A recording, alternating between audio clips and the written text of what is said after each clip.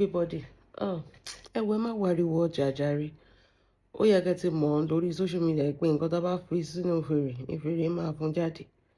So ọ̀rọ̀ tó ti ẹ̀ ń ṣẹlẹ̀ rí pé mi ti ẹ̀ dá sí because wọ́n ṣe wà yẹn kò sí nǹkan tó lè ṣe. Bẹ́ẹ̀ ni kò sí nǹkan àtàwọn àtìyá wọn kò sí nǹkan tó lè ṣe for anybody. Bẹ́ẹ̀ ni gbogbo àlùwàlá ológbò àti kẹran jẹ náà ni. So ṣe rí àwọn ọmọ ẹran tó ń jáde fún yín number one mo fẹ́ kẹ́ understand kinní kan ẹ fine ju ìyá wọn lọ. Bẹ́ẹ̀ ni beauty na water when it comes to Mami Gbe body. Di pupa ó pọ́n délẹ̀ ni kò sí pé kò sí àní-àní bẹ́ẹ̀ kò sí pé kán lọ yẹ̀ wò wá kán lọ wo bẹ̀ wá ó pọ́n délẹ̀ ni.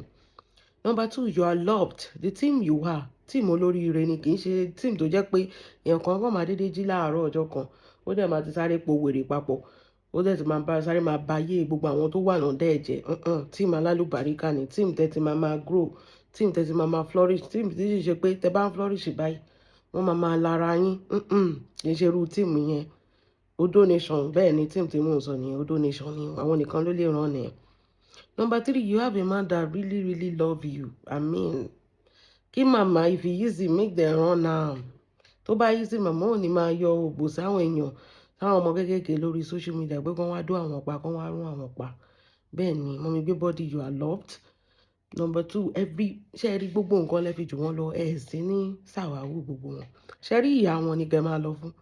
Ṣe rí àwọn kékèké yẹn kékeré àwọn yẹn torí pé kí ni kán má bàa bójú wọn jẹ́ ìgbà wo ni má kó ní kú náà. Bẹ́ẹ̀ ni àwọn tó ń jáde fún yín ìgbà wo ni má kó ní kú.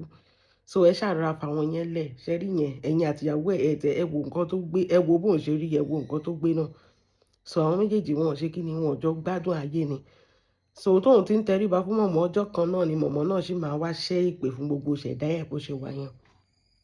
Ọjọ́ kan náà ni mọ̀mọ́ ń bọ̀ wá bójú tiẹ̀ náà jẹ́ ẹ̀yàn ìgbà ni. Ẹ wo mọ̀mọ́ go reach everybody kì í ṣe pé kíní no be by mouth. Mọ̀mọ́ go reach everybody so ẹ fà wọn yẹn lẹ̀ wọn sí ẹjọ́ sínú ṣàwáwù ìyá wọn bẹ́ẹ̀ ni ìyá wọn lẹ́jọ́ wà ń ṣàwáwù bẹ́ẹ̀ ni so ẹ jẹ́ pé kọ́kọ́ mọ̀ yẹn náà. Number two, mo rí lọ wọ́n ní gbogbo ẹranko máa kọ̀yàn pa ìgbín Z-Dog wá ní Z-Dog number one. Something is not right with ṣé bá ṣe máa wo Z-Dog lélẹ́yìí tó fi máa yọ lọ. Kò ìwọ nìkan mo rí lórí social media yìí tó jẹ́ pé tó ń ṣe speaker tó ń wúkọ́ burúkú bẹ́ẹ̀ yẹn. Ikọ́ tí ò kí ń lọ ṣé kí n ṣe tuberculosis kan nìyẹn. Ọlọ́run ní jẹ́ kó máa pọ̀ ẹ̀jẹ̀ lórí live video ńjọ́ kan something is definitely not going the right way. Ò bá jẹ́ pé o kó bọ̀dá kínní tó ń fàmù ni ò bẹ́ẹ̀ lára mu àbí kó jẹ́ pé ojú oúnjẹ kan tó ń jẹ tí ò bẹ́ẹ̀ lára mu you are definitely not well. Your esophagus is not well. Esophagus and trachea ẹ̀ ó yẹ kó o gbé lọ sí ilé ìwòsàn kó bá ẹ scan ni ẹ̀ kán ṣe x-ray kán mọ̀ nǹkan tó ń ṣẹlẹ̀ bẹ́ẹ̀ ṣé ìṣèpò ti ní cancer bẹ́ẹ̀ because ikọ́ yìí ò normal. Tí gbogbo èèyàn bá bẹ́ẹ̀ sọ òótọ́ ọ̀rọ̀ ní ká má sọ ọ̀hún ikọ́ yìí ò normal. Èmi tẹ̀ ṣe bó ti lọ ní ìmí ìtú ẹ̀ tó mọ̀ pé ó tún ṣì ń wù bẹ́ẹ̀ yẹn. What is wrong with you? Are you okay? Ó ṣòwò ò ní jẹjẹrẹ lọ́nà ọ̀fun because mi ò mọ èèyàn tó jẹ́ pé 365 days in a year ló fi ń wúkọ́ káàkiri. Ṣé mo pé this is not the first time táwọn èèyàn ń sọ fún ẹ. This is not the first time that I'm even saying it that you have to use something. Ọ̀tọ̀ níbo lè ní code fresh code or anything. Ikọ́ ẹ̀ ń bí tó dé ìbáyìí mi ò rò pé one more time lemon àti ginger lè ràn mọ́ ìyẹn ò tiẹ̀ lè ṣiṣẹ́ mọ́. Mi ò rò pé oògùn gan lè ràn mọ́ bó ṣe wà yóò yẹ kán la ọ̀nà fún ẹ báyìí. Kọ́ wo nǹkan tó ń ṣẹlẹ̀ ń bẹ́ẹ̀ because something is going down the wrong way there. Okay. Moving on, ó gbé ọ̀rọ̀ Mami Gbe body sẹ́nu ó ní orí ẹ̀ ló dáa fún Mami Gbe body. Orí wo náà? Which head now? Number one, orí ẹ̀ ò tí ì dá fún ara ẹ̀ káyé ẹ̀ lè ta sọ́sàn. Do you know how you are a failure on the street of social media? O ò níṣẹ́ lọ́wọ́, o ò kàwé, o ò ní business, ìwọ nìkan ló pásán ayé jù lórí social media. Ojú ẹgbẹ́ ẹ̀ tó ń bọ́ aṣọ àlòkù àkísà sí ẹ lọ́rùn. Ìwọ ló fẹ́ jókòó, o ò mọ bí tó gbà dé Germany ni, o ò mọ bó ṣe rìn dé Germany ni. O ò mọ pé ṣé ọ̀rọ̀ easy ò pé ìdè tó ń ṣẹlẹ̀ wọ́n traffic ẹ káàkiri ni. Ọlọ́run, oríṣiríṣi ló máa ṣẹlẹ̀ lórí social. Ìwọ ló fẹ́ sọ̀rọ̀ èèyàn kan tó ń sọ pé Mummy Gbébọ́dé asylum seeker ni o. Is that even a bad thing? Because I don't understand the kind of reality tí gbogbo yín live. Is that being an asylum seeker, is that a bad thing? Most of the great people in this country, even the people in this Hollywood production, àwọn director wọn asylum seeker ní gbogbo wọn. Nàìjíríà lẹ́tí máa sọ pé nǹkan kan ò dá, because I don't understand. Olórí burúkú tó jẹ́ pé by road, orí omi ló gbàdé Libya ló gbàdé gbogbo ẹ̀. You know, I don't understand how you people just come out and you just talk. Látọjọ́ dẹ̀ tó ti rescue ẹ báyìí, still náà kò sí nǹkan kan tó lè sọ pé o tọ́ka sí pé o ṣe láṣeyanjú lẹ́yìn kó mọ bímọ, kó máa bímọ. Ìwọ àti Gbébọ́dé ẹ jọ sí ní the same sawa o. Gbogbo nǹkan ló fi jù ẹ lọ. Bẹ́ẹ̀ ni, in case you did not know, gbogbo nǹkan ló fi jù ẹ lọ. Orí ẹ tó sì burú tí ò tí ì dá, orí tí ò dá lórí ọrùn tó wà pẹ̀lú ọ̀nà ọ̀fun tí jẹjẹrẹ ti bò. Ìwọ ló fẹ́ jókòó kó tó fẹ́ máa sọ̀rọ̀ sí Mummy Gbébọ́dé azáhùn náà. Òyìnbó ò gbọ́, iṣẹ́ ọwọ́ ò ṣe, ò kọ́. Gbogbo àwọn ẹgbẹ́ ẹ̀ tó wà ní Germany, ṣèbí Germany ni Kwame wà, àbí kí n ṣe Germany ni Kwame má ti ń ṣiṣẹ́, ibẹ̀ ló jókòó sí. Wàá máa ṣe yes ma fẹ́ jó ẹgbẹ́ ẹ̀, wàá ṣá máa lọ́bì kó ṣáà ti káṣọ àlòkù fún ẹ. Ọjọ́ wo ló tó fẹ́ ṣe yẹn dà?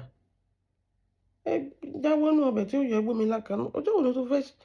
I mean, is it not exhausting? Bó ṣe máa sin Lizzy kú nìyẹn.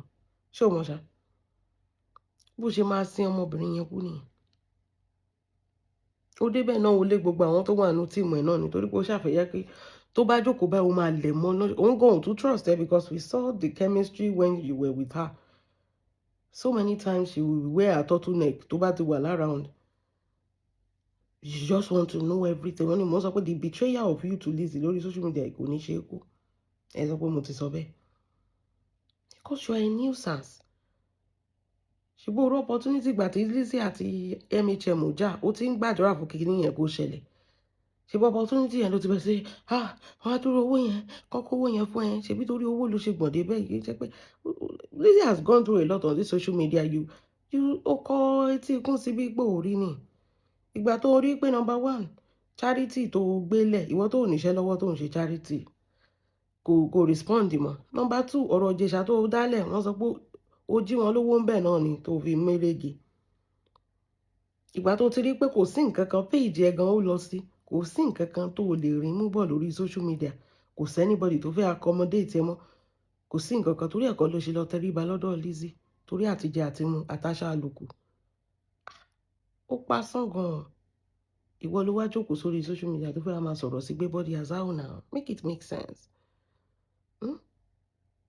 Make it make sense. Ọ̀rọ̀ Gbébọ́dé ò sí ní ẹnu because ọ̀rọ̀ ayé ẹ̀ ó sì dojúrú. Make it make sense. Tábàdé sọ̀rọ̀ ń sí ẹni ẹ máa ní kọ́ mórí wá kọ́ fọrùn lẹ̀ àti sọ̀rọ̀.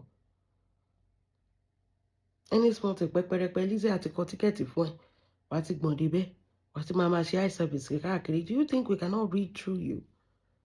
Ṣé tá bá ti ẹ̀dá kẹta sọ̀rọ̀, do you think we actually cannot read through you? Because you've seen Lizzy for a long time on social media and you decided not to interfere. Once you see the opportunity, pé bó ṣe wà ó ti rec and you need money and free clothes, you're only supporting Lizzy because of the free things she's giving you. The used free things. Àlòkù Amẹ́ríkà la máa ń rí, àkùbé la máa ń rí. Ìwọ tó tún wà ní developed country tó tún kó aṣọ àlòkù Nàìjíríà fún ẹ, ó rí páyé ẹ̀ ti ta ni. Tó jẹ́ pé èèyàn tó wà Nàìjíríà ló tún kó aṣọ àlòkù fún ẹ nílùú òyìnbó. Ìwọ ló dẹ̀ fẹ́ sọ̀rọ̀ pé ẹlẹ́dàá ẹ̀ tí ò dáa fún ẹ kó o fi ṣe rere nílé ayé tó ṣe lọ ń sin orí olórí. Ẹlẹ́dàá ẹ̀ ló wá mú Mummy Gbébọ́dé. Kí ni Mummy Gbébọ́dé ṣe? Ṣèbí two fight ni. This is social media. Bẹ́ẹ̀ ni, wọ́n máa jà lẹ́ni, wọ́n máa rẹ́ lọ́la, wọ́n máa jà lẹ́ni, wọ́n máa ṣe kíní lọ́la. Bí social media ṣe rí nìyẹn. Tó bá yẹ pé mọ̀mọ́ náà tó jẹ́ pé ọ̀tọ̀ nìyàn tí mọ̀mọ́ bá jà, gbogbo ayé ló bẹ̀rẹ̀ sí ń bá jà torí pé ó ń bá Dorcas jà. Ṣé ó yẹ kí màmá sọ̀rọ̀ sí Mummy Gbébọ́dé ni? Ṣé Mummy Gbébọ́dé wá jẹ́ alárìífín ni? Kí láti ẹ̀ ń sọ mọ̀mọ́ tó jẹ́ pé àmọ́ tó nǹkan tí màmá ṣe fún Ìyá Ìbàdàn lórí social media, ìyẹn tún wáìsì. Ṣé tí Mummy Gbébọ́dé ló máa wá lè fún màmá láti ṣe?